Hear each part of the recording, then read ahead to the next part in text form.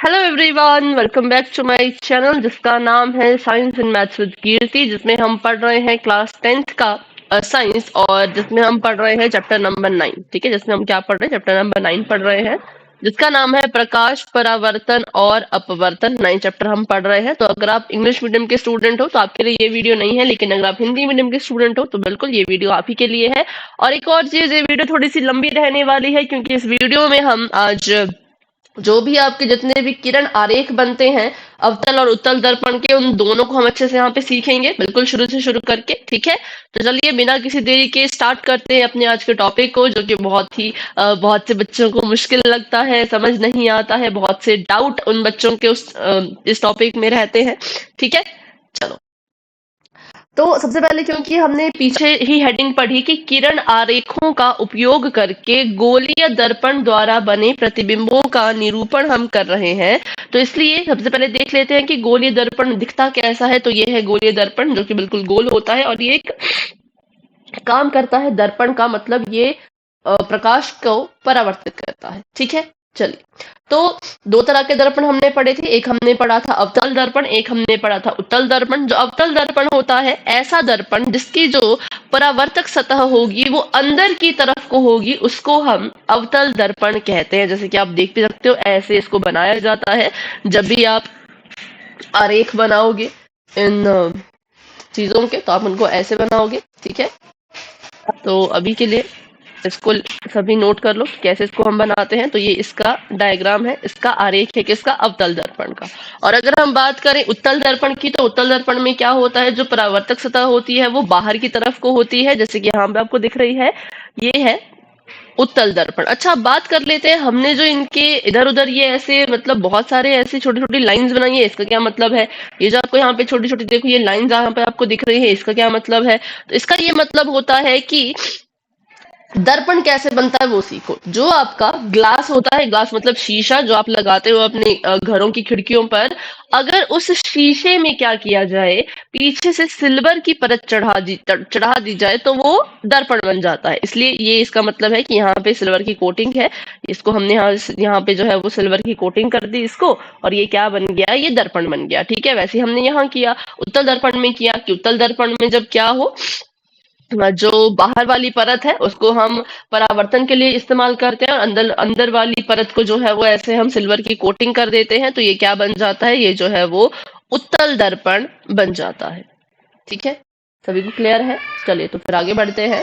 देखो, अब हमको बात कर लेते हैं अवतल और उत्तल दर्पण के बारे में, जो मेन चीजें हमें पता होनी चाहिए उनके बारे में। जैसे कि इनके क्या क्या पार्ट्स है उसके बारे में जान लेते हैं। सबसे पहले मैंने यहाँ पे एक लाइन लगा दी। ठीक है, सबसे पहले यहाँ पे हम एक रेखा खींचेंगे जो बिल्कुल सीधी होगी ऐसे, और जो कहाँ से जाएगी, तो आपको पता है ये वृत्त है। वैसे तो देखो पूरा गोल होता है ना, लेकिन ये हमने इसको आधा कर दिया है अवतल दर्पण बनाने के लिए, और ये है सिल्वर की कोटिंग। ये जो मैंने आपको बताया अभी डंडे डंडे से लगे हैं, लाइन से लगी है।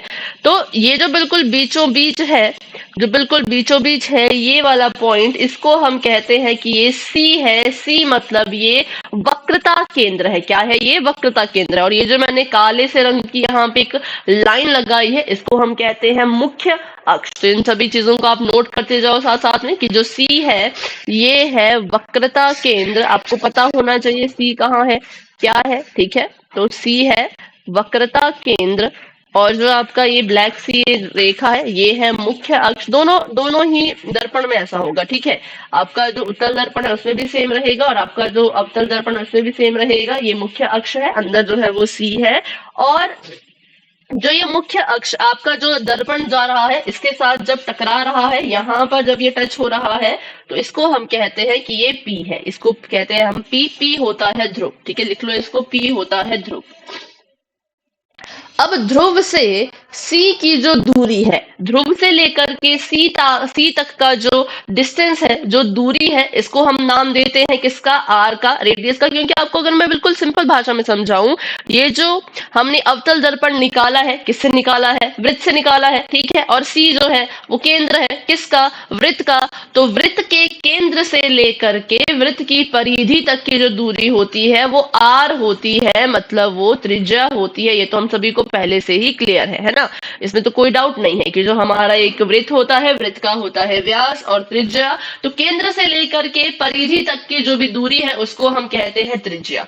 अब एक और पॉइंट आता है जो बिल्कुल बीचों बीच होता है सी और पी के, ठीक है। जैसे कि मान लो यहाँ पर अगर मैं इसको बनाऊं, इसको हम कहते हैं एफ या फिर इसको हम कहते हैं मुख्य फोकस, ठीक है। इसको हम कहते हैं मुख्य फोकस, एफ मतलब मुख्य फोकस। आपको ये सारी चीजें पता होनी चाहिए। अगर आपको आरेख बनाने हैं तो आपको बोला जाएगा एफ पे रखो ऑब्जेक्ट को, आपको बोला जाएगा सी पे रखो ऑब्जेक्ट को, सी और एफ के बीच में रखो, एफ और पी के बीच में रखो। तो इसे हम कहते हैं मुख्य फोकस, मुख्य फोकस। अब जो F से P की दूरी है, देखो एक था C से जो P की दूरी थी उसको हमने R कहा, रेडियस कहा, त्रिज्या कहा, लेकिन जो F से P तक की दूरी है उसको हम क्या कहेंगे, तो उसको हम कहते हैं स्मॉल f, ठीक है, छोटा f। जो F से P की दूरी है, इसको जो है मैं फिर से मिटा के अच्छे से लिख लेती हूँ ताकि आपको कोई भी डाउट ना रहे। देखो ये है हमारा F और ये है P, और F से P की जो दूरी होगी, यहां से यहां तक की जो दूरी होगी उसको भी हम नाम देते हैं, किसका नाम देते हैं, तो स्मॉल f का, छोटे f का। देखो ऐसे, ठीक है, ऐसे। और ये f का मतलब होता है फोकस दूरी,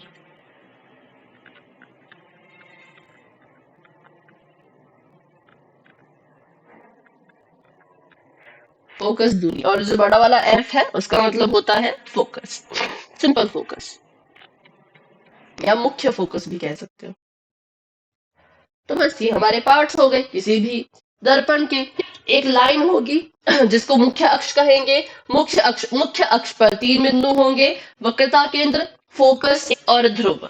फिर वक्रता केंद्र से जो ध्रुव की दूरी होगी उसको कहते हैं त्रिज्या या फिर आर, रेडियस। और जो एफ से, फोकस से ध्रुव की दूरी होगी उसको कहते हैं स्मॉल एफ, और हिंदी में फोकस दूरी, ठीक है। तो ये हमारा हो गया है अवतल दर्पण का। अब हम बात कर लेते हैं उत्तल दर्पण के बारे में। तो उत्तल दर्पण देखो इस तरह से बना है, तो इसकी जो ये चीजें होंगी वो अंदर की तरफ को होंगी, ऐसे इस तरफ को, ठीक है। तो इस तरफ को इसका प्रिंसिपल होता है, मतलब हाँ प्रिंसिपल तो नहीं, मुख्य अक्ष कह लो। ये इसका सेंटर है, ये इसका वक्रता केंद्र है, सी है। यहाँ पर जो है वो पी है, ध्रुव इसको हम कहते हैं पी है, और इनके बीचों बीच जो है वो क्या होगा, वो होगा एफ। तो बस ये 3 पॉइंट हमने यहाँ पे लिख दिए। बस ये ध्यान में रखना कि ये अवतल दर्पण ऐसा होगा उल्टा सी, उत्तल दर्पण होगा सीधा सी, है ना। उत्तल दर्पण मतलब सीधा सी, अवतल दर्पण मतलब उल्टा सी। बस इतना याद रखना तो आपके क्वेश्चन मैक्सिमम ठीक हो जाएंगे। चलिए, तो अभी के लिए ये था इनके बारे में जो चीजें आपको याद रखनी थी। अभी हमने पढ़ा फोकस दूरी और त्रिज्या के बारे में। देखो हमने पढ़ा अभी ये एफ, जो कि एफ से पी तक की जो दूरी है उसको स्मॉल एफ कहते हैं, और पी से सी तक की जो दूरी है उसको आर यानी त्रिज्या कहते हैं, ठीक है। तो इनके बीच में एक रिलेशन होता है। रिलेशन ये होता है, जिसको आप देख भी सकते हो, कि जो रेडियस है वो फोकस दूरी के 2 गुनी है। जैसे कि पीछे देख भी सकते हो, फोकस दूरी आपकी सिर्फ यहाँ से यहाँ तक है, लेकिन जो रेडियस है वो यहाँ से यहाँ तक जा रही है। मतलब रेडियस जो है वो फोकस दूरी की डबल होती है, ठीक है। कितनी होती है, डबल होती है। अगर मैं बोलूं कि फोकस दूरी जो है वो 5 सेंटीमीटर है और पूछूं कि भाई रेडियस कितनी होगी, तो आपको पता है अगर फोकस दूरी 5 है तो रेडियस तो उसकी दुगनी होती है। दुगनी मतलब 2 से गुणा कर दो, तो 2 5 10, तो रेडियस कितनी आ जाएगी, 10 सेंटीमीटर। तो बस ये रिलेशन होता है फोकस दूरी और त्रिज्या के बीच में। ये कभी कभी आपको क्वेश्चन में पूछा भी जाता है, इसलिए इसको आपने याद रखना है। और यहीं से अगर हम फोकस का फॉर्मूला निकालें तो फोकस का फॉर्मूला हो जाएगा r/2, क्योंकि हमें पता है कि रेडियस फोकस की 2 गुनी होती है, जो कि हमने पीछे देखा भी। और अगर फोकस दूरी को हम अकेला छोड़ दें, इसका मान निकालने की कोशिश करें, तो ये आ जाएगा रेडियस के बटे में 2, क्योंकि 2 यहाँ पे गुणा कर रहा है, बराबर के उस पार जाएगा तो रेडियस के साथ भाग करेगा। तो ये हमारा फोकस का फॉर्मूला भी यहीं से निकल जाता है, ठीक है। तो अभी हमने फॉर्मूले सीख लिए हैं। अभी हमने जो हमें पता होना चाहिए दर्पण के बारे में वो भी सब सीख लिया है। अब आगे बढ़ते हैं, थोड़ा सा और इनके बारे में जानते हैं। तो ये हमने यहाँ पे 4 तरह के दर्पण मैंने बनाए हैं, मतलब है तो सारे के सारे अवतल दर्पण ही, पर अभी जो हम सीखेंगे वो उत्तल दर्पण में भी काम आएगा, ठीक है। दोनों में ये चीज काम आएगी, तो इसको अच्छे से आपने सीखना है। हम सभी को पता है कि यहाँ पर है सेंटर, सेंटर मतलब सी, यहाँ पर है एफ, एफ मतलब फोकस, और यहाँ पर है पी, पी मतलब ध्रुव। अब होता क्या है, कैसे जो है वो दर्पण प्रतिबिंब बनाता है, पहले तो देखो ध्यान रखना, ये बनाना भी जरूरी है क्योंकि तभी ये दर्पण बनेगा ना, नहीं तो ये क्या रहेगा, तो शीशा ही रहेगा, सॉरी ग्लास रहेगा, कांच रहेगा। तो ग्लास को जब सिल्वर की कोटिंग की जाती है तब वो दर्पण बन जाता है। ठीक है, चलो अब नंबर 1 केस, कैसे जो है वो आपका जो ऑब्जेक्ट है, वस्तु है, उसका प्रतिबिंब हमें शीशे में दिखता है। तो ध्यान से देखो, ये जो आपका कोई मान लो वस्तु है, वस्तु क्या करती है, वस्तु जब वस्तु पे प्रकाश पड़ता है तो वो बहुत सारी किरणों को छोड़ती है, ऐसे करते करते करते करते बहुत सारी किरणें जाएंगी, कुछ सीधी जाएंगी, कुछ ऐसे टेढ़ी जाएंगी, कुछ ऐसी जाएंगी। ठीक है, कैसी भी किरणें जा सकती हैं। तो हमें ये सीखना है कि कौन सी किरण कहाँ से जाती है और कहाँ से वापस आती है। जैसे कि मैंने अभी बताया, ये आपका ऑब्जेक्ट होगा, ठीक है, ये आपकी एक वस्तु होगी। वस्तु बहुत सारी किरणों को रिफ्लेक्ट करेगी, छोड़ेगी, और वो दर्पण से टकरा के वापस आएगी, दर्पण से टकरा के वापस आएगी, दर्पण से टकरा के वापस जाएगी। ठीक है, तो ऐसा यहाँ पे होता रहता है। तो बस यही केसेस हमने सीखने हैं कि वस्तु से किरण कैसी आ रही है, दर्पण पे टकरा के वो वापस किस रास्ते से जाएगी। जैसे कि उदाहरण के लिए देखो, मान लो कोई ऑब्जेक्ट यहाँ पे खड़ा है, कोई वस्तु यहाँ खड़ी है, और इस वस्तु से जो रेखा गई वो बिल्कुल सीधी गई। कैसी गई, बिल्कुल सीधी, बिल्कुल स्ट्रेट, ऐसे देखो बिल्कुल सीधी गई। तो जब भी वस्तु से रेखा बिल्कुल सीधी जाती है, दर्पण से टकराती है, तो जब वापस आएगी तो वो फोकस से होती हुई वापस आएगी, ये आपने याद रखना है। ठीक है, मान लो ऑब्जेक्ट थोड़ा सा लंबा होता, ठीक है, अब यहां से जो है वो एक किरण जाती बिल्कुल सीधी। अब क्योंकि किरण सीधी गई है, दर्पण से टकराई, तो टकरा के वापस कहां से जाएगी, किस रास्ते से जाएगी, तो फोकस से होती हुई वो वापस जाएगी। जितनी भी किरणें सीधी जाएंगी सारी की सारी फोकस से ही वापस आएंगी। ठीक है, बस आपने ये चीज याद रखनी है कि अगर किरण कैसी जा रही है, सीधी जा रही है, तो फोकस से होते हुए वो हमेशा वापस जाएगी, हमेशा परावर्तित होगी। ठीक है, चलो अगला केस देख लेते हैं। इसको मैं यहाँ पे बस एक ही लाइन बनाती हूँ ताकि आपको याद रहे। ठीक है, सिर्फ एक लाइन बना देती हूँ।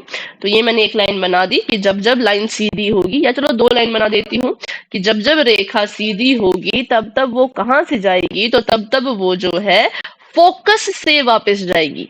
ठीक है, अच्छा सीधी से आपको याद नहीं रहेगा तो ऐसे याद रख लो, अगर रेखा मुख्य अक्ष के समांतर है, देखो नीली वाली रेखा और हरी वाली रेखा मुख्य अक्ष के समांतर है, तो जब जब किरण समांतर होगी तब तब क्या होगा, तब तब जो है वापस जो किरण कहां से जाएगी, फोकस से। ठीक है, आगे बढ़ते हैं, अगला केस कर लेते हैं। पहले यहाँ पे बना लेते हैं हम सेंटर, यह है इसका वक्रता केंद्र, यहाँ पर है फोकस और यहाँ पर है पोल।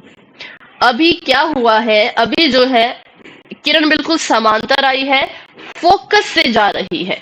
अब मान लो किरण जाए ही फोकस से, ठीक है, जो वस्तु से आपकी किरण आ रही है वो कहां से जा रही है, वो फोकस से होते हुए जा रही है, ऐसे जा रही है, तो फिर वो कैसे जाएगी, तो फिर वो परावर्तित कैसी होगी।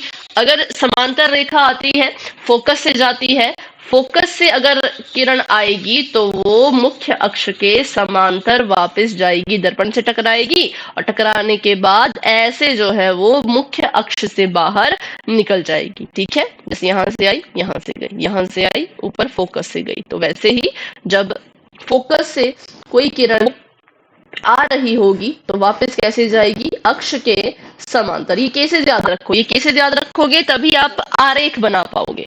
अगला केस कर लेते हैं, तो फिर से यहाँ पे बना लेते हैं हम सेंटर। ठीक है, ये हो गया हमारा सेंटर, ये हो गया यहाँ पर फोकस, और ये हो गया यहाँ पर पोल। अब अगर कोई किरण सेंटर से आती है या वक्रता केंद्र से आती है तो वो वहीं से वापस भी चली जाती है। जैसे कि कोई किरण ऐसी आई वक्रता केंद्र से, ठीक है, ऊपर को गई, ऊपर को गई, ऊपर को गई, और दर्पण से टकराई तो इसका वापस आने का रास्ता कैसा होगा? वापस भी ये इसी रास्ते से जाएगी। ठीक है, वापस भी कैसे जाएगी? तो वापस भी ये इसी रास्ते से चलती चली जाएगी। तो बस सेंटर ऑफ कर्वेचर का बिल्कुल सिंपल रहता है कि अगर सी से कोई किरण जा रही है, दर्पण से टकरा रही है, तो वापस भी सी से ही जाएगी। ठीक है, चलो आगे बढ़ते हैं और आखिरी केस कर लेते हैं। ये है हमारा यहाँ पर सी मतलब सेंटर मतलब केंद्र, ये है यहाँ पर एफ मतलब फोकस, और ये है यहाँ पर पोल मतलब पी। ठीक है, अब अगर कोई किरण पोल पे आ रही है, ऐसे कोई वस्तु से किरण आई पोल के ऊपर, ठीक है, यहाँ पे आई, तो जब ये वापस जाएगी तो इसी की तरह नीचे से निकल जाएगी, मतलब इसी एंगल पर। जितने कोण पे ये गिर रही है उतने ही कोण पे ये क्या करेगी? प्रिंसिपल अक्ष से जो है वो वापस भी आ जाएगी। ठीक है, तो ये 4 केसेस होते हैं, बिल्कुल ध्यान से यहाँ पे इनको सुन लीजिए।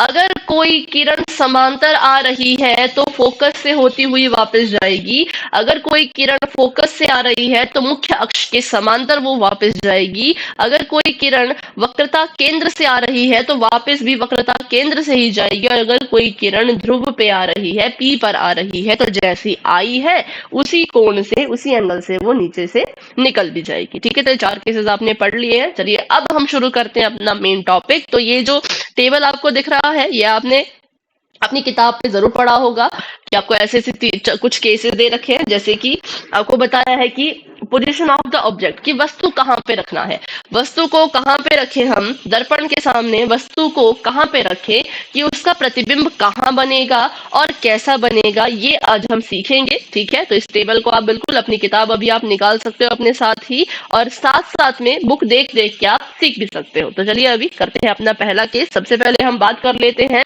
हम अभी जो रैखिक सॉरी जो अभी जो हम आरेख बनाएंगे वो हम अवतल दर्पण के बनाएंगे, कॉनकेव मिरर के बनाएंगे। तो इसलिए मैंने यहाँ पे आपको थोड़ा सा रिमाइंड करा दिया कि कॉनकेव मिरर पे जब जब भी हमने प्रतिबिंब बनता देखा हमने उल्टा देखा था, चम्मच की मदद से देखा था ना, कि जो अवतल दर्पण होता है चम्मच सामने रखा तो देखा था हमने कि भी प्रतिबिंब कैसा बन रहा है।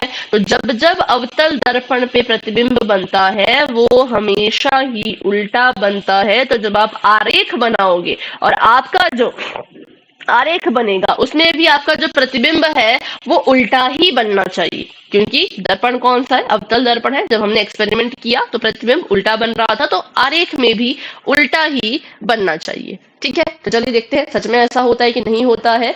सबसे पहला केस है कि अगर आपकी जो वस्तु है वो अनंत पर है तो फिर प्रतिबिंब कहाँ बनेगा? अनंत मतलब कि बहुत दूर। सबको पता है अनंत क्या होता है, इन्फिनिटी क्या होता है ना, हमने पढ़ रखा है। अनंत मतलब कि ये बहुत ही ज्यादा दूरी पर है। तो अब हम देखेंगे कि अगर ऑब्जेक्ट, देखो ऑब्जेक्ट आपको बनाना है, मैं आपको बताऊं आपको क्या क्या बनाना है। पहले तो आपको दर्पण बनाना पड़ेगा, ठीक है, ये मैंने यहाँ पे अवतल दर्पण बना रखा है। फिर आपको CFP बनाना पड़ेगा, फिर आपको ऑब्जेक्ट भी खुद से ही बनाना पड़ेगा, जो मैंने बनाया है, जो कहाँ है, जो इन्फिनिटी पर है, जो बहुत दूर है। ठीक है, वैसे तो क्या होता है, मैंने आपको बताया कि ये जो हमारा ऑब्जेक्ट होता है ये बहुत सारी किरणें देता है, ऐसे ऐसे करके बहुत सारी किरणें देता है। लेकिन आरेख बनाने के लिए हम सिर्फ और सिर्फ 2 ही किरणों का इस्तेमाल करते हैं और अपना जो आरेख है वो बनाते हैं। ये ऐसे भी किरण दे सकता है, ठीक है, ऐसे भी किरण दे सकता है, कैसे भी दे सकता है, लेकिन हम क्या करते हैं, हम बस 2 ही किरणों को लेते हैं और उससे अपना आरेख बनाते हैं। तो चलिए शुरू करते हैं इसका आरेख बनाना। तो ये ऑब्जेक्ट है, ऑब्जेक्ट से पहली किरण बिल्कुल सीधी आई और दर्पण से टकराई। ठीक है, अब हमें पता है ये जो सीधी किरण आ रही है ये क्या है, ये मुख्य अक्ष के समांतर है। अगर ये मुख्य अक्ष के समांतर है तो भाई ये कहाँ से वापस जाएगी? आई तो ये मुख्य अक्ष के समांतर, पर जब इसने वापस जाना है तो बिल्कुल करेक्ट है, ये फोकस से होती हुई वापस जाएगी। कहाँ से? फोकस से। अभी हमने पीछे पढ़ा ना, अगर आपने अच्छे से उसको नहीं सीखा तो भाई फटाफट से वीडियो को बैक करो और सीख के आओ। ठीक है, अब हम बात कर लेते हैं कि एक और किरण यहां से आई, ये भी बिल्कुल सीधी गई है ना, देखो ये भी बिल्कुल सीधी जा रही है, ये भी मुख्य अक्ष के बिल्कुल समांतर है। तो अगर किरण मुख्य अक्ष के समांतर होगी तो वापस कहां से जाएगी? तो वापस वो फोकस से जाएगी, ऐसे। ठीक है, वापस कहाँ से जाएगी, तो वापस वो फोकस से होती हुई जाएगी। अब हमने देखना है कि हमारी जो ये दो किरणें हैं ये कहाँ जा करके मिली। तो हमने देखा कि ये जो दो किरणें हैं ये फोकस पे आके मिल रही हैं, यहाँ पे आके जो है वो प्रतिच्छेद कर रही है। इसका ये मतलब हुआ कि हमारा जो इस वस्तु का प्रतिबिंब बनेगा वो फोकस के ऊपर बनेगा। किसके ऊपर बनेगा, फोकस के ऊपर। तो आपको तो पहले तो ये बताना है कि भाई जो आपका प्रतिबिंब है वो बन कहाँ रहा है। मतलब आपने आरेख बना दिया, आरेख के बाद आपको कितनी चीजें बतानी है, तो 3 चीजें बतानी है। पहले आपको बतानी है कि आपका प्रतिबिंब कहाँ बन रहा है, दूसरा आपको बताना है कि उसका आकार कैसा है, तीसरा आपको बताना है कि उसकी प्रकृति कैसी है। ठीक है, तो अभी के लिए हमने आरेख बना दिया, फोकस पे ये आपस में टकराया, तो हम समझ गए कि हमारा जो वस्तु है उसका जो प्रतिबिंब है वो फोकस के ऊपर बनेगा। ठीक है, तो कुछ ऐसा ये है, प्रतिबिंब जो है वो फोकस पे बनता है। अगर हम बात करें इसके आकार की, तो आकार इसका बहुत ही छोटा है, बहुत छोटा, एकदम बिंदु, एकदम डॉट के आकार का, क्योंकि देखो ना इतना सा, सिर्फ इतना सा हमें जो है वो वस्तु यहाँ पे मिलेगी, दिखेगी। ठीक है, तो बहुत छोटा इसका आकार होता है। और अगर इसके नेचर की बात करें, प्रकृति की बात करें, तो प्रतिबिंब कैसा है, वास्तविक है और उल्टा है। ठीक है, क्या अगर देखो, अगर तो जिस तरफ को आपका रिफ्लेक्टिंग सरफेस है, जिस तरफ को क्या है आपका रिफ्लेक्टिंग सरफेस है, मतलब परावर्तक सतह है, जैसे कि मेरी जो परावर्तक सतह है वो अंदर की तरफ को है। ठीक है, तो अगर मेरा जो इमेज है, जो मेरी वस्तु का प्रतिबिंब है, अगर वो भी अंदर की तरफ को बन गया, तब हम कहते हैं कि प्रतिबिंब वास्तविक है। क्या हो गया, जिस तरफ को जो मेरा ये था, जिस तरफ को हमारा परावर्तक सतह है, अगर उसी तरफ हमारी इमेज बनती है, प्रतिबिंब बनता है, तो उसको हम कहते हैं कि वो वास्तविक है, जैसे कि यहाँ पर भी हुआ। अगर मान लो हमने ऑब्जेक्ट यहाँ रखा होता और इसका जो प्रतिबिंब है वो दर्पण के पीछे बन रहा होता, यहाँ पर कहीं बन रहा होता, तब हम इसको वास्तविक नहीं कहते। तब हम क्या कहते हैं, उसके बारे में हम बाद में बात करेंगे। अभी के लिए बस इतना सीखो कि जिस तरफ को रिफ्लेक्टिंग सरफेस है, अंदर की तरफ को रिफ्लेक्टिंग सरफेस है, परावर्तक सतह देखो अंदर की तरफ को है, और आपका जो प्रतिबिंब बन रहा है वो भी अंदर की तरफ को ही बन रहा है, तो हम कहेंगे ये जो प्रतिबिंब है ये वास्तविक है। ठीक है, तो अभी आप इसका फटाफट से स्क्रीनशॉट ले सकते हैं, क्योंकि इसमें आपको पूरी की पूरी इंफॉर्मेशन दे दी है कि वस्तु जब अनंत पर हो तो क्या होता है। ऐसी जो है वो दो रेखाएं जाएंगी और फोकस पे से वो वापस आएंगी और प्रतिबिंब बनेगा फोकस के ऊपर। प्रकृति कैसी होगी, वास्तविक और उल्टा। और वस्तु का आकार कैसा होगा, बहुत छोटा, बिल्कुल एक डॉट के जितना, बिल्कुल एक बिंदु के जितना। ठीक है, चलिए अपना अगला केस देखते हैं। केस नंबर 2 कह रहे हैं जब वस्तु अनंत और सी के बीच में, देखो यहां से पीछे तक जो भी गया वो सारा का सारा उसे हम अनंत मान लेते हैं। तो जब वस्तु कहां पर आ जाएगी, अनंत पे आ जाएगी और सी के बिल्कुल बीच में आ जाएगी, तब कैसी इमेज बनेगी वो देख लेते हैं। तो नंबर 1 तो फिर यहाँ पर भी वही चीज होगी कि एक रेखा गई बिल्कुल सीधी। ठीक है, अब सीधी गई है तो वापस कहाँ से आएगी, तो जी वापस तो ये फोकस से आएगी। ठीक है, ठीक है, और दूसरी रेखा जाएगी फोकस से। ठीक है, दूसरी जो इसकी किरण, ये आपको याद रखना पड़ेगा, दूसरी जो इसकी किरण गई वो फोकस से होती हुई गई। अब अगर ये फोकस से होती हुई जा रही है तो भाई ये वापस कैसे आएगी, वापस आएगी बिल्कुल समांतर, मतलब ऐसी। ठीक है, बिल्कुल सीधी वापस आएगी। फिर से देख लो, एक किरण यहां से गई, ऐसे को ऐसे को ऐसे को मुख्य अक्ष के समांतर जा रही है, तो जब वापस जाएगी तो फोकस से होती हुई जाएगी। ठीक है, कहां से जाएगी, फोकस से होती हुई जाएगी। और दूसरी जो किरण है वो फोकस से जा रही है, देखो फोकस से जा रही है, इधर को आपको बताती हूँ मैं, फोकस से होती हुई जा रही है। तो जब ये वापस आएगी तो बिल्कुल समांतर होके आएगी। ठीक है, बिल्कुल कैसी आएगी, मुख्य अक्ष के समांतर। अब देखो ये दोनों रेखाएं कहाँ पे मिली, तो ये दोनों रेखाएं जो है वो इधर मिली, इस पॉइंट पे आके मिल गई है ना। तो जिस पॉइंट पे आके ये मिल जाती हैं उस पॉइंट पे हमारा प्रतिबिंब बनता है। अब प्रतिबिंब बनाना है, कैसे बनाना है, जहां पर ये पॉइंट आपस में मिले उस तरफ को इसका सिरा आना चाहिए। ठीक है, जो आपका प्रतिबिंब बनेगा उसका हेड यहाँ पे आना चाहिए। तो आपको मैं बना के बताती हूँ। इस पॉइंट पे ये दोनों आपस में मिली रेखा है। ठीक है, तो प्रतिबिंब कैसा बनेगा, यहाँ पर इसका सिर बनेगा और यहाँ पर ऐसे इसका पैर बनेगा। सिर पैर ही बोल सकते हैं, और क्या बोले आप, है ना। तो पैर बनेगा मुख्य अक्ष पर और सिर बनेगा इस बिंदु पर। तो देखो भाई कैसा है आपका प्रतिबिंब। अच्छा, पीछे हमने प्रतिबिंब क्यों नहीं बनाया? क्योंकि जगह ही नहीं थी, फोकस के ऊपर दोनों आपस में टकरा रही थी, तो हमने फिर ऐसे कर दिया। अब आप बोलोगे कि ये तो फोकस में भी टकरा रही है, जब वापस आती है तब किस पे टकराती है वो देखना है। ये तो फोकस से गुजरी ना, ये वाली तो फोकस से गुजर रही थी, वापस थोड़ी आ रही थी, और ये वाली वापस आ रही थी। तो दोनों वापस आते आते जहां पे टकराएंगी उसको आपने प्रतिबिंब का बिंदु मानना है, वहां पे मतलब आपका प्रतिबिंब बनेगा। तो ये थी हमारी वस्तु और ये है इसका प्रतिबिंब। तो देखिए इसके बारे में हम क्या क्या चीजें लिख सकते हैं। नंबर 1, प्रतिबिंब वक्रता त्रिज्या तथा मुख्य फोकस के बीच बनता है। वक्रता त्रिज्या मतलब या फिर वक्रता केंद्र, सॉरी त्रिज्या नहीं होना था, ये वक्रता केंद्र, वक्रता केंद्र के और मुख्य फोकस के बीच में। देखो इन दोनों के बीच में जो है वो प्रतिबिंब बन रहा है। जगह बता दी कहाँ बन रहा है। अच्छा, कैसा बन रहा है? तो आकार में छोटा है। अगर आप देख सकते हो वस्तु हमारे, देखो यहाँ पे कितनी बड़ी है, लेकिन जब इसका प्रतिबिंब बना तो आकार देखो कितना छोटा सा है ना। और प्रकृति तो मैंने अभी बताया था, जिस तरफ को हमारा परावर्तक सतह होती है अगर उसी तरफ को इमेज बने तो उसको हम वास्तविक कहते हैं। तो ये वास्तविक है और ये उल्टा है, ठीक है, क्योंकि ये अवतल दर्पण है, तो अवतल दर्पण हमेशा इमेज को उल्टा ही बनाता है। ये हमने अभी पीछे पीछे एग्जाम्पल में देखा था चम्मच वाले उदाहरण से, ठीक है। तो दूसरा केस भी हमारा हो गया। अब धीरे धीरे ऑब्जेक्ट को हम आगे लाते जा रहे हैं, पास लाते जा रहे हैं। जब वस्तु सी पर हो, अब क्या हो गया, अब हमारा जो ऑब्जेक्ट है वो बिल्कुल सी पे आ गया है, बिल्कुल सी पे जो है वो खड़ गया है, तो अभी वैसे ही जाएगी। एक किरण बिल्कुल सीधी, ठीक है, इसको बनाना थोड़ा सा मुश्किल होता है, ध्यान से देखना। एक किरण बिल्कुल सीधी जाएगी, सीधी गई है तो भाई फोकस से होती हुई वापस आ जाएगी, ठीक है।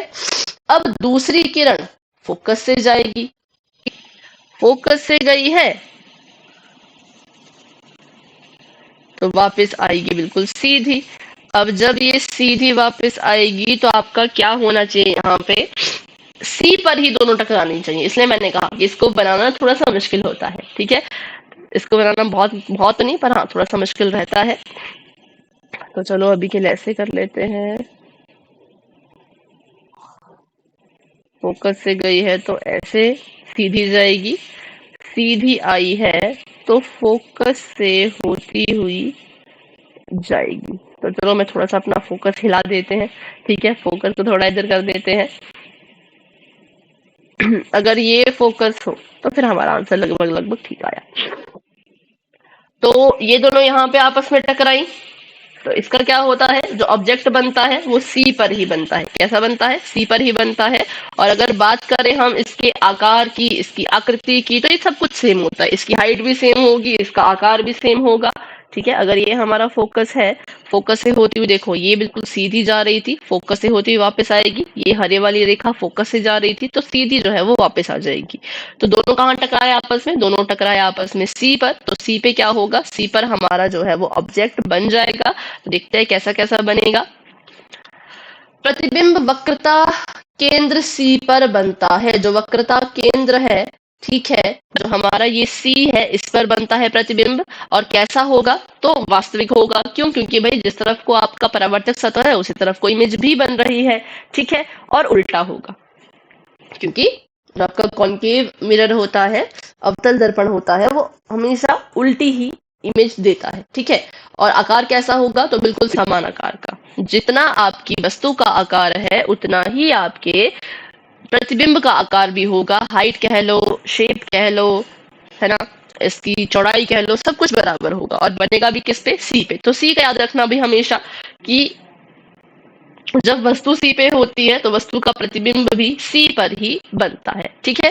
चलिए, तो हमारे ये वाला इसका ना साथ साथ में स्क्रीनशॉट लेते जाओ। जैसे आपको ये आंसर, ये वाली होती है फाइनल फिगर, मतलब फाइनल डायग्राम। ये तो हम सीख रहे थे कि कैसे कैसे बनता है, पर ये वाला फाइनल है, तो इसका हमेशा ना स्क्रीनशॉट ले लिया करो, क्योंकि इसमें आपको सारी इंफॉर्मेशन दे रखी है कि वस्तु कहाँ है, प्रतिबिंब कहाँ बनेगा, प्रकृति कैसी होगी, आकार कैसा होगा, ठीक है। चलिए चलिए तो चलिए अब देखते हैं अपना अगला केस। तो अगला केस जो है वो कुछ इस तरीके का है कि वस्तु जो है वो सी और एफ के बीच में है। वस्तु जो है वो अब आगे आगे आती जा रही है इस दर्पण के। तो यहाँ पे क्या होगा, बिल्कुल वही दो रेखाएं हैं, दो दो आरेख बनेंगे। एक सीधा जाएगा और फोकस से होता हुआ वापस आ जाएगा, ठीक है। और दूसरा जो जाएगा वो कैसा जाएगा, तो वो जाएगा जी बिल्कुल सी से होते हुए, सेंटर ऑफ कर्वेचर से होते हुए ऐसे। ओहो,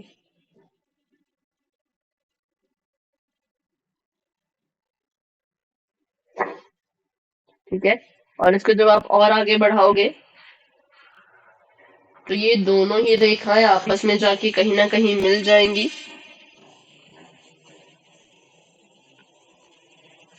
और यहाँ पर फिर हमारा जो प्रतिबिंब है वो बनेगा, ठीक है। देखो हमारा जो प्रतिबिंब है वो कितना इधर है,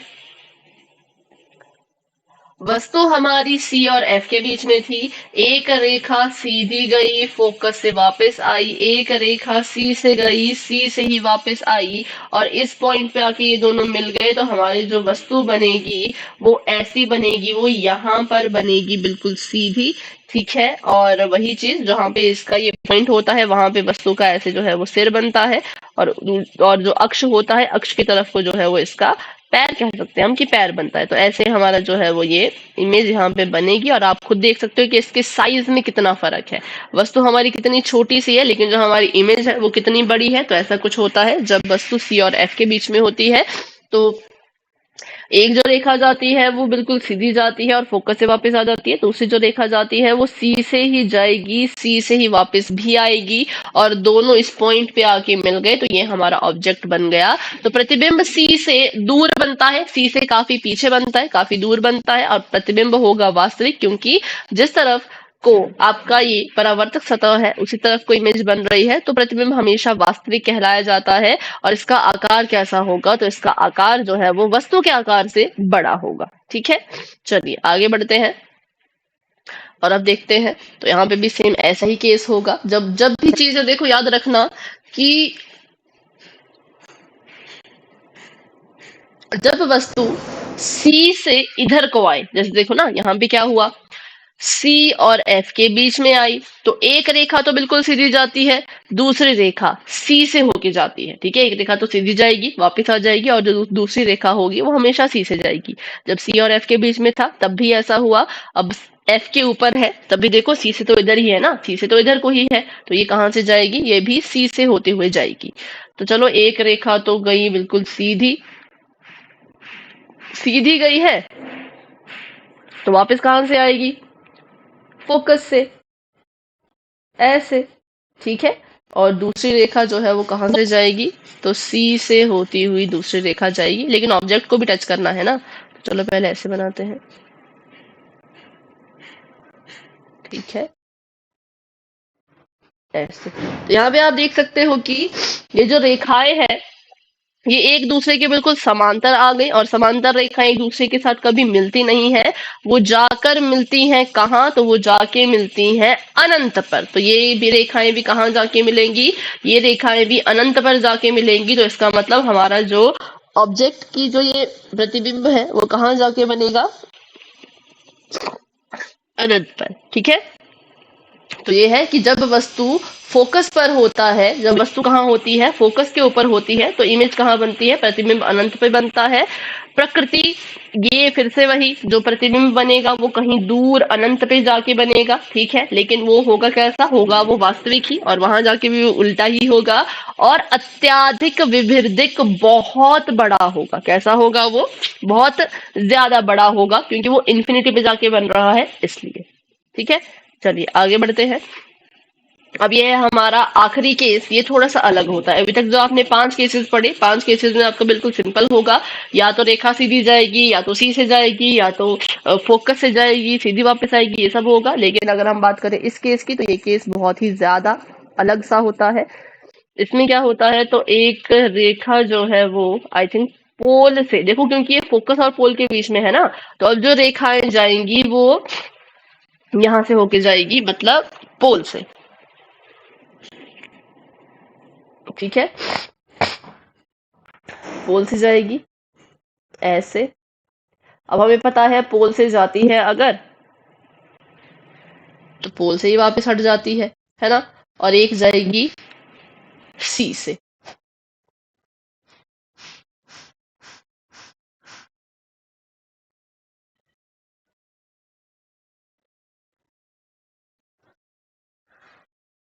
ऐसे। अब अगर हम देखें तो भाई ये तो कहीं मिलने से रही है ना, ये रेखा तो आपस में कभी मिलेंगी ही नहीं, ना तो ये समांतर है, ना तो ये इनको बढ़ाएंगे तो मिलेंगी। तो हम क्या करते हैं, हम इनको अपनी मर्जी से इसके पीछे मिलवा देते हैं ऐसे। ठीक है, क्या करेंगे, हम इसको दर्पण के पीछे जो है वो ऐसे ऐसे ऐसे करके ऐसे ऐसे ऐसे करके मिलवा देंगे। तो अब देखो जो प्रतिबिंब बनेगा, क्योंकि हमने आपको पहले ही बता दिया कि जहां जिस पॉइंट पे आके ये आपस में टकराती हैं, उस पॉइंट पे प्रतिबिंब का सिर बनता है और अक्ष पे जो है वो पैर बनते हैं। तो अब ये तो अवतल दर्पण था। अवतल दर्पण तो हमने अभी पढ़ा कि भाई हमेशा ही उल्टा प्रतिबिंब बनाता है, लेकिन इस केस में क्या हुआ, जो प्रतिबिंब बना वो कैसा बना, वो सीधा बना और बड़ा बना। तो इसको हम कहेंगे कि ये दर्पण के पीछे बन रहा है, जिस तरफ को परावर्तक सतह है उस तरफ को हमारा प्रतिबिंब नहीं बन रहा बल्कि उल्टी तरफ बन रहा है। तो इसका नाम अलग हो जाएगा, इसका नाम हो जाएगा कि ये सीधा है। अभी हम, सॉरी सीधा नहीं, आभासी है, सॉरी कैसा है, आभासी है। जितने भी आपके जो बन रही थी इमेजेस मिरर के इस तरफ, है ना, मिरर के इस तरफ, उनको हम कह रहे थे कि वो कैसी है, वास्तविक है।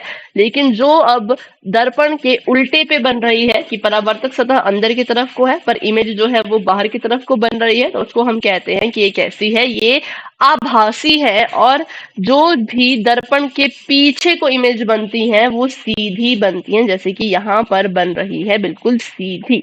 ले और बाकी जो हमने केसेस पढ़े उन सभी में उल्टी बन रही थी, पर इस केस में क्या बनी, बिल्कुल सीधी बनी। तो हम कहेंगे इसकी जो प्रकृति है वो कैसी है कि हमारा जो इमेज है वो बिल्कुल सीधी है और आभासी है। ठीक है, और वस्तु से कैसी है, बड़ी है। और बस इसमें इतना ही था। और कैसी है, तो दर्पण के पीछे बनी है। ठीक है, चलो, तो ये था हमारा अवतल दर्पण के बारे में। एक बार फिर से फटाफट से वो केसेस देख लेते हैं पीछे चल के, और इसकी इसमें किसी भी केस में कोई भी डाउट हो तो आप दोबारा से जो है वो वीडियो देख लेना। तो ये थे वो केस कि जब आपका वस्तु अनंत पर होती है तो इमेज बनती है फोकस पर, साइज होता है बहुत ही छोटा, और इसकी प्रकृति होती है वास्तविक होगी और उल्टी होगी। ठीक है, जब इमेज बनती है सी से परे, मतलब सी से पीछे, तो इसका जो, सॉरी, जब वस्तु रखी होती है सी से पीछे तो इसका जो प्रतिबिंब बनेगा वो बनेगा एफ और सी के बीच में। इसका जो साइज होगा वो वस्तु के आकार से छोटा होगा, और इसका जो नेचर होगा वो वास्तविक और उल्टा होगा। ठीक है, अब देखते हैं जब सी पे ही वस्तु हो, अगर वस्तु सी पर है तो मैंने आपको बताया कि जो आपका इमेज है वो भी सी पर ही बनेगी, प्रतिबिंब भी सी पर ही बनेगा। साइज कैसा होगा, बिल्कुल सेम होगा, और इसकी प्रकृति कैसी होगी, तो वास्तविक और उल्टा। ठीक है, और उसके बाद जब सी और एफ के बीच में कोई वस्तु हो, सी और एफ के बीच में अगर कोई वस्तु हो तो इसका जो प्रतिबिंब बनेगा वो सी से परे बनेगा, मतलब सी से पीछे बनेगा। और कैसा होगा, तो काफी लंबा होगा, बड़ा होगा। वस्तु के अगर हम तुलना करें वस्तु के आकार से तो प्रतिबिंब जो है वो बड़ा होगा। और इसका भी नेचर की बात करें तो वास्तविक और उल्टा। अगर आपकी जो वस्तु है वो एफ के ऊपर है तो इसका जो प्रतिबिंब बनेगा वो अनंत पे बनेगा और बहुत ही बड़ा होगा, अत्याधिक विवर्धित होगा, मतलब बहुत बड़ा होगा क्योंकि वो अनंत पे बन रहा है। और इसका भी नेचर कैसा है, वास्तविक और उल्टा। लेकिन सबसे अलग केस जो है आपका नंबर 6, जो कि है अवतल दर्पण का छठवां केस, कि जब आपका जो वस्तु है वो ध्रुव और फोकस के बीच में होगी तो जो आपका प्रतिबिंब बनेगा वो दर्पण के पीछे बनेगा और काफी बड़ा होगा, और इसको हम कहेंगे कि ये आभासी है और सीधा है। तो इसको आपने अलग से बच्चों बिल्कुल अच्छे से याद करके रखना है कि है तो ये अवतल दर्पण का केस, लेकिन इसमें जो इमेज बनती है वो सीधी बनती है और आभासी बनती है। ठीक है, तो ये सारे के सारे केसेस हमने अच्छे से पढ़ लिए हैं। इसके लिए अब छोटी सी आपको मैं याद रखने की ट्रिक बता दूं। तो नंबर 1, जब आपका जो ऑब्जेक्ट है वो अनंत पे होगा तो दो सीधी रेखाएं आएंगी, फोकस से टकरा जाएंगी। कब? जब वस्तु अनंत पर है। नंबर 2, जब ये थोड़ा सा पास आने लगा, ठीक है, जब ये थोड़ा सा पास आने लगेगा तो तब भी क्या होगा, तब एक रेखा सीधी जाएगी और एक रेखा फोकस से जाएगी। जैसे ही ये प्रिंसिपल अक्ष मुख्य अक्ष के ऊपर आ गया है ना, मुख्य अक्ष के ऊपर आ गया, पहले ये अनंत पे था तो दो सीधी सीधी रेखाएं गई, फोकस पे आके टकरा गई। लेकिन जब ये प्रिंसिपल अक्ष के ऊपर आ गया तो एक रेखा सीधी जाएगी और एक रेखा फोकस से जाएगी, ठीक है, एक रेखा सीधी और एक रेखा फोकस से, और फिर हमारा प्रतिबिंब बनेगा इनके बीच में, क्योंकि रेखा यहाँ टकराएंगी।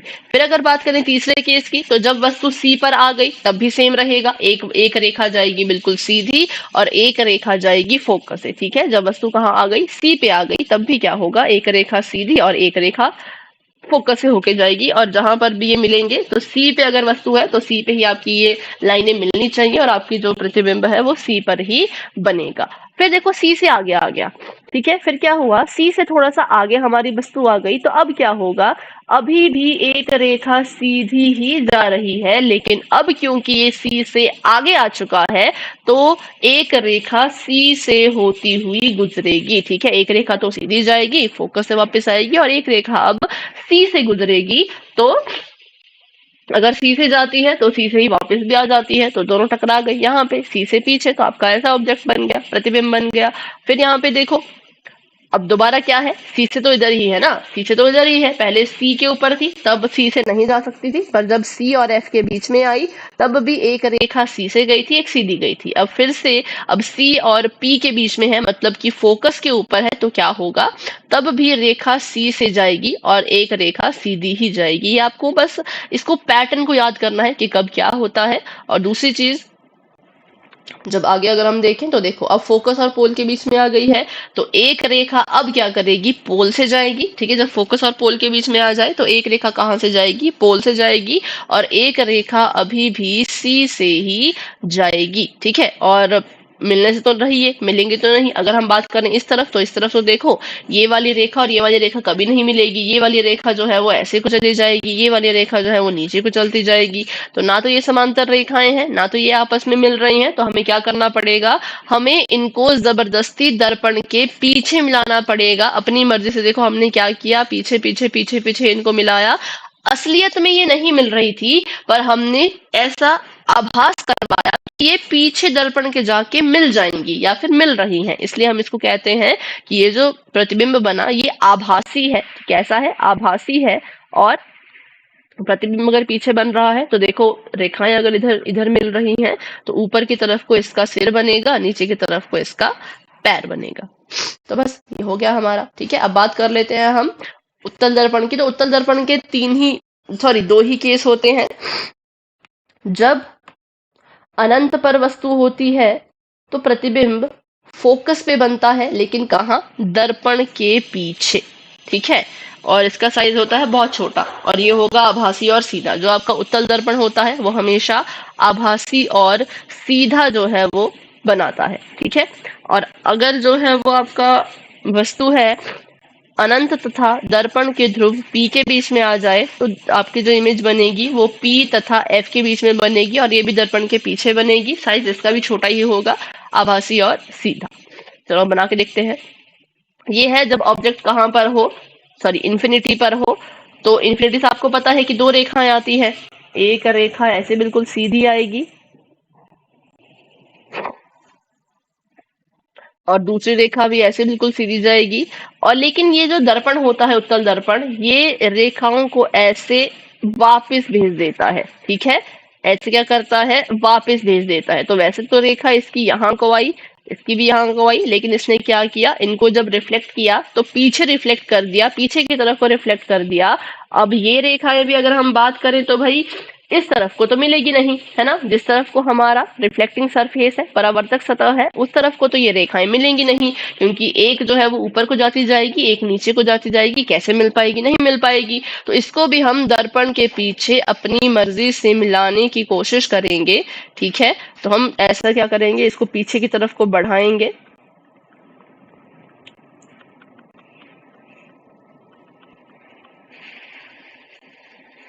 और इसको जो है वो ऐसे फोकस पर मिलाने की कोशिश करेंगे।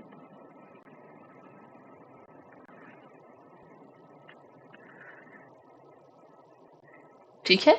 जो ये रेखा चली गई थी पीछे को, यहां से आई यहां को गई, यहां से आई यहां को गई, इसको हमने जो है वो पीछे की तरफ को मिलाया, आभास करवाया कि ये आपस में मिल रही हैं, और जब ये मिल गई तो ये हमारे लिए फोकस पे जाके मिली। तो इसका ये मतलब है कि हमारा जो प्रतिबिंब बनेगा वो फोकस पे जाके मिलेगा। तो एक बार इसको फिर से समझिए, हुआ क्या? तो हुआ यूं कि उत्तल दर्पण पे हमने इस वस्तु से कुछ किरणें गई, उत्तल दर्पण ने उनको पीछे को रिफ्लेक्ट कर दिया, परावर्तित कर दिया। अब क्या होगा? ये तो मिलेंगी नहीं, क्योंकि ये तो ऊपर को जाएगी, ये नीचे को जाएगी, इस तरफ तो ये मिल नहीं सकती। तो हम इनको जबरदस्ती जो है वो, जबरदस्ती तो नहीं पर हाँ ऐसा सोच के कि ये पीछे की तरफ को मिल जाएगी, ऐसा सोच के हम इसको जो है वो फोकस पे मिला देंगे। ठीक है।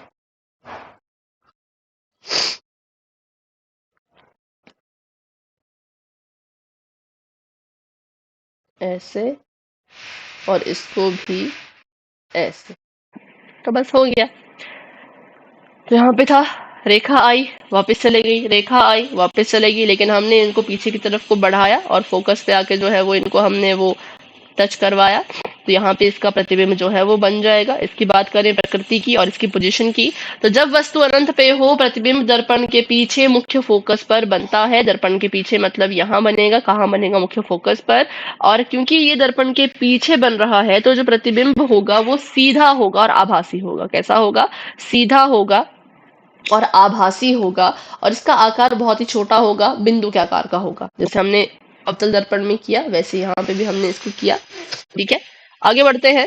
जब वस्तु ध्रुव और अनंत के बीच में हो, ठीक है, तो क्या होगा? देखो, एक रेखा तो सीधी जाएगी, और सीधी रेखा जो गई इसने इसको पीछे को रिफ्लेक्ट कर दिया, और दूसरी रेखा जाएगी सी से होते हुए, आई थिंक। ठीक है, दूसरी रेखा जाएगी सी से।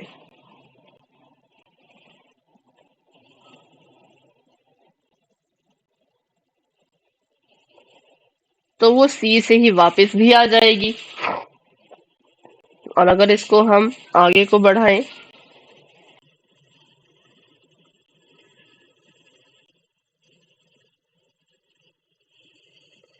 तो ये कहीं यहाँ आके मिलेगा।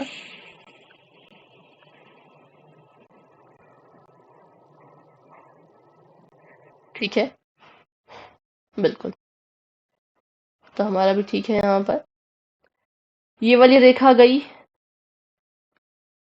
इसको इसने परावर्तित कर दिया पीछे की तरफ को। हमने इस रेखा को दर्पण के पीछे खुद से ऐसे ऐसे ऐसे बढ़ाया, और ये जो यहाँ पे हरे रंग की रेखा जा रही थी तो सी से जा रही थी, सी से ही वापस भी आ गई। तो ये आपस में जो है वो इस पॉइंट पे आके मिल गए, और इस पॉइंट पे ही हमारा क्या होगा? जो वस्तु है उसका जो प्रतिबिंब है वो बनेगा कुछ ऐसा। ठीक है, बिल्कुल सीधा बनेगा वो। और क्योंकि जहाँ पे बिंदु होता है वहां पे वस्तु का सिर आता है और मुख्य अक्ष पे उसका पैर आता है, इसलिए ऐसा कुछ यहाँ पे होगा। ठीक है, तो वस्तु ध्रुव और अनंत के बीच में अगर आती है तो एक तो सीधी रेखा जाएगी, फोकस से फिर वो गुजरेगी, और एक रेखा जो है वो सी से होती हुई जाएगी। अच्छा, थोड़ा सा गलत हुआ पीछे, है ना? फोकस से जाना चाहिए था इसे। चलो रुको, इसको फिर से बनाते हैं, फिर से बनाते हैं इसको। एक रेखा जो है वो ऐसी सीधी थी, रिफ्लेक्ट बैक हो गई और फोकस से वो चली गई, और एक रेखा थी जिसको सी से जाना था तो वो सी से चली गई। हाँ, तो जो आपका प्रतिबिंब बना वो कहाँ बना? फोकस के भी पीछे, मतलब यहाँ पर।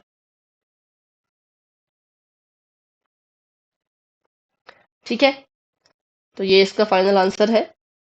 जब वस्तु अनंत और दर्पण ध्रुव के बीच में हो तो प्रतिबिंब दर्पण के पीछे बनता है, और प्रतिबिंब सीधा और आभासी होता है। यहाँ पे देखो, सीधा और आभासी होगा,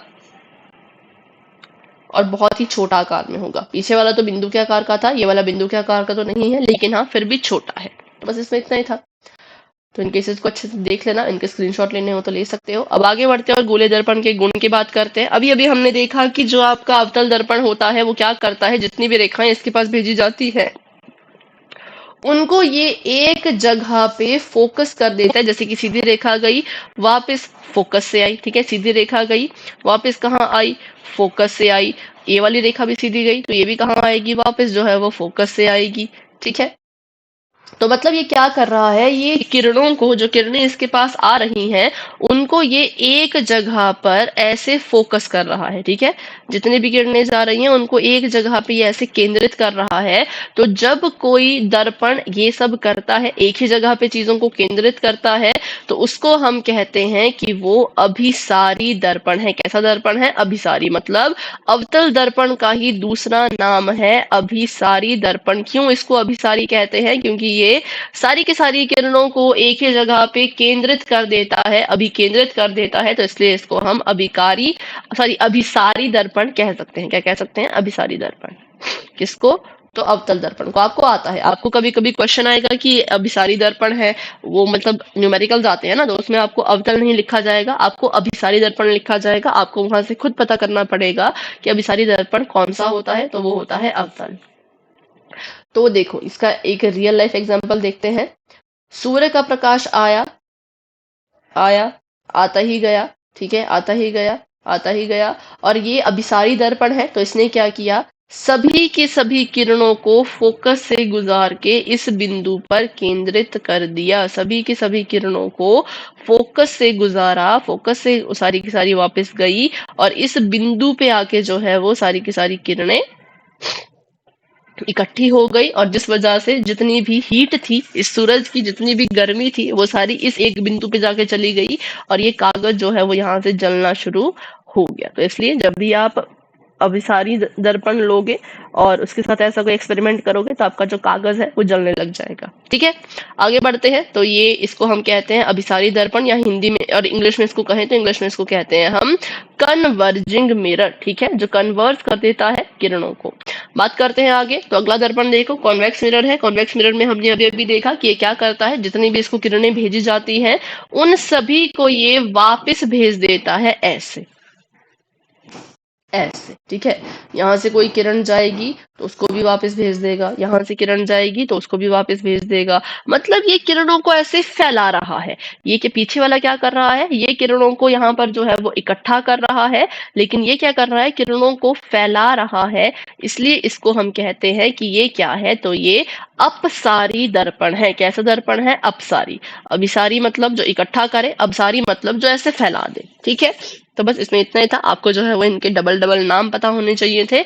अब हम देख लेते हैं इन दर्पणों के उपयोग, इनके इस्तेमाल। तो आपने देखा होगा कि जो टॉर्च होती है, टॉर्च में कुछ ऐसा, कुछ सिल्वर का जो है वो ऐसी कुछ परत जमी होती है, या फिर ऐसा कुछ इन्होंने ग्लास, सॉरी, दर्पण जैसा आपको दिखता है। तो ये क्यों होता है, इसलिए ताकि ये एक जगह पे फोकस कर सके। जैसे कि मैंने आपको पहले ही बताया, जब आप लाइट ऑन करोगे तो लाइट ऑन करते ही ये जो आपका दर्पण है, ये किरणों को ऐसे रिफ्लेक्ट करेगा, ठीक है, ऐसे रिफ्लेक्ट करेगा, ऐसे रिफ्लेक्ट करेगा, और फोकस पे जाके जो है वो इसको इकट्ठा कर देगा, जिससे क्या होगा, सारी की सारी रोशनी जो है वो एक ही बिंदु की तरह, बिल्कुल एक लाइन की तरह निकलेगी, और टॉर्च से हम जो है वो काफी दूर तक देख पाएंगे, ठीक है। तो टॉर्च में भी आपका जो ये है क्या करता है, अवतल दर्पण या अभिसारी दर्पण का इस्तेमाल किया जाता है, क्योंकि ये क्या करेगा, ये पूरी की पूरी रोशनी को एक ही जगह इकट्ठा कर देगा, जिससे हमें देखने में आसानी होगी।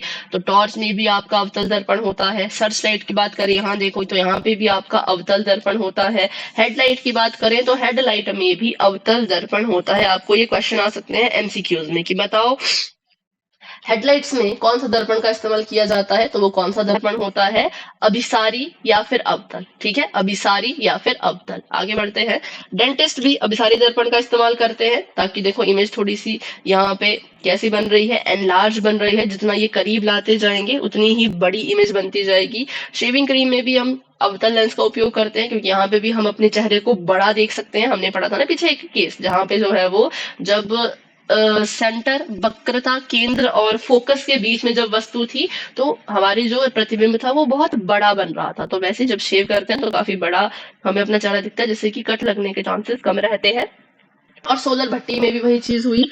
सूर्य की रोशनी आई, देखो सीधी आई, इसने इसको यहाँ फोकस कर दिया, सीधी आई, फोकस से गई, सीधी आई, फोकस से गई, सीधी आई, फोकस से गई। तो ऐसे करते करते सोलर भट्टी में जो है वो सारी की सारी जो हीट है वो एक बिंदु पे जाके इकट्ठा हो जाएगी, एकत्रित हो जाएगी, जिस बिंदु पे हमने अपना बर्तन रखा है। ठीक है, चलो अब बात करते हैं उत्तल दर्पण की। तो उत्तल दर्पण में क्या होता है, आपने देखा होगा कि जब जब हमने वस्तु को रखा था तो हमेशा वो छोटी बन रही थी, या तो वो बिंदु के आकार की बन रही थी, या तो जो प्रतिबिंब बन रहा था वो वस्तु से काफी छोटा बन रहा था। ठीक है, तो छोटा बन रहा था इसका मतलब कि जब आप अब सॉरी उत्तल दर्पण से गाड़ी गाड़ी में लगाओगे, यहाँ पे उत्तल दर्पण लगा हुआ है, तो जब आप चीजों को देखोगे तो आपको जो पीछे का एरिया है वो बहुत छोटा दिखेगा। छोटा दिखेगा तो मतलब आप ज्यादा अच्छे से देख पाओगे कि पीछे क्या क्या हो रहा है। ठीक है, क्योंकि अगर बड़ा दर्पण दे दिया तो काफी पास का एरिया दिखेगा, सिर्फ पास का। लेकिन अगर उत्तल दर्पण की बात करें तो उत्तल दर्पण रखने से चीजें छोटी दिखेंगी और काफी दूर तक हम देख पाएंगे कि कहीं कोई गाड़ी तो नहीं आ रही है ना,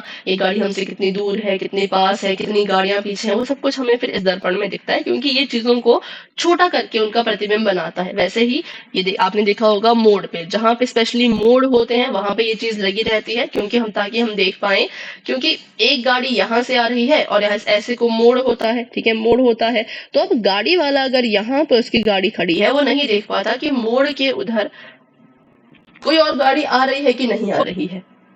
ठीक है, नहीं देख पाता। लेकिन अगर ये लगा होगा, उत्तल दर्पण वहां लगा होगा, तो वो गाड़ी वाला इस दर्पण में देख के देख पाएगा कि मोड़ के उस तरफ रास्ता कैसा है, कितनी गाड़ियां आ रही है, या जो भी उसे देखना है वो यहाँ पे देख पाएगा, क्योंकि उत्तल दर्पण उसको सब कुछ छोटा करके प्रतिबिंब बना के दे देगा, जिससे उसे आइडिया लग जाएगा कि मोड़ के उस तरफ कितनी गाड़ियां हैं, क्या है, या जो भी उसको देखना है वो सब वहां पे देख सकता है। ठीक है, तो ये थे हमारे डेली लाइफ यूजेस यूजेस किसके, अवतल और उत्तल दर्पण के। तो आज हमने सीख लिया कि कैसे जो है वो रैखिक आरेख बनाते हैं हम उत्तल और अवतल दर्पण की मदद से। वो एग्जाम में कभी कभी पूछे जाते हैं, तो इसलिए आपने उनको अच्छे से सीखना है। उत्तल और अवतल दर्पण के रियल लाइफ यूज की, रियल लाइफ में अपने दैनिक जीवन में हम कैसे इनका इस्तेमाल करते हैं वो भी हमने सीख लिया है। तो बस आज की वीडियो को यहीं तक रखते हैं। तो अगर आपको आज का वीडियो पसंद आया हो तो आप इसको जरूर लाइक कीजिए, शेयर कीजिए, कमेंट कीजिए और अपने दोस्तों के साथ जरूर इसको शेयर करें ताकि वो भी इसको देख सकें। और चैनल को सब्सक्राइब जरूर करें ताकि मेरी कोई भी अगर नई वीडियो आती है तो वो आपको फटाफट से उसका नोटिफिकेशन आ जाए, आपको पता लग जाए कि हाँ वीडियो आ चुकी है। ठीक है, तो चलिए अभी के लिए बाय बाय एवरीवन।